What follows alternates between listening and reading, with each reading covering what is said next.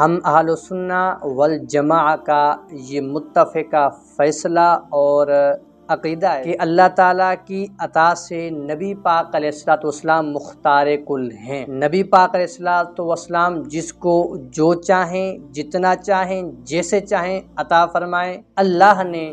نبی پاک علیہ الصلوۃ والسلام کو اختیار عطا فرمایا ہے۔ یہ جو ایام چل رہے ہیں عید الاضحیٰ کے ایام، انہی ایام کی بنسبت ایک حدیث پاک آپ کے سامنے رکھنا چاہتا ہوں کہ ترمذی کے اندر، دیگر کتب احادیث کے اندر یہ حدیث پاک موجود ہے کہ نبی پاک صلی اللہ علیہ وآلہ وسلم ہر سال 2 قربانیاں فرمایا کرتے تھے۔ نبی پاک علیہ الصلوۃ والسلام سے اس بارے میں پوچھا گیا، صراحتاً موجود احادیث کے اندر نبی پاک علیہ الصلوۃ والسلام ایک قربانی اپنی اور اپنی آل کی طرف سے ادا فرماتے تھے، دوسری قربانی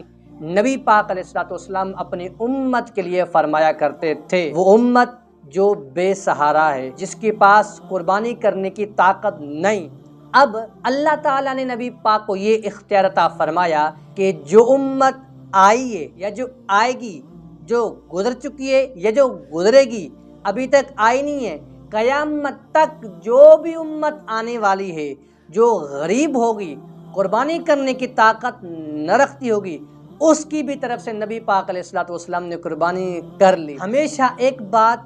قاعدہ کلیہ ذہن میں رکھنا، قربانی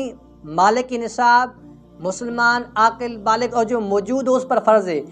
مردے پر بھی قربانی واجب نہیں ہوتی، اگرچہ وہ وصیت کر جائے وہ الگ بات ہے، لیکن مردہ مرنے کے بعد قربانی واجب نہیں ہوتی۔ یا جو بچہ ماں کے پیٹ میں، اس کی طرف سے بھی قربانی نہیں ہوگی۔ یا جو بچہ آیا نہیں ہے، ابھی آئے گا، ابھی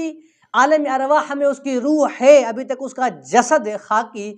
دنیا میں معرض وجود میں نہیں آیا، نبی پاک نے اس کی بھی قربانی کی جو گزر چکا، اس کی بھی قربانی کی جو گزرے گا، اس کی بھی قربانی کی جس کی روح تو عالم ارواح میں ہے لیکن اس کا جسد خاکی معرض وجود میں نہیں آیا، نبی پاک نے اس کی بھی قربانی فرما دی۔